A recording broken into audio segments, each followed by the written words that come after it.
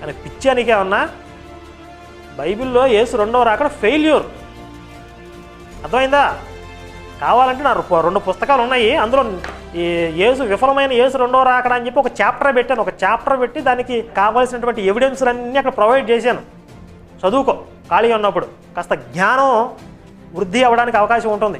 వయసు పెరిగినంత మాత్రం ఏం ఉపయోగం లేదు తాతయ్య, కాస్త జ్ఞానం కూడా పెంచుకోవడానికి ప్రయత్నం చేయి. ఏమిటి తర్వాత ఒక పాయింట్ చెప్పాడు ఈయన, ఈ సినిమా తీసి డబ్బులన్నీ వేస్ట్ చేసేవారా బేవకూఫ్ అన్నాడు. అంటే డబ్బులు వేస్ట్ చేస్తే బేవకూఫ్ అనమాట. సరే, ఈ సినిమాకి నేను డబ్బులు వేస్ట్ చేశానా లేకపోతే దానివల్ల ప్రయోజనం ఉందా చూద్దాం.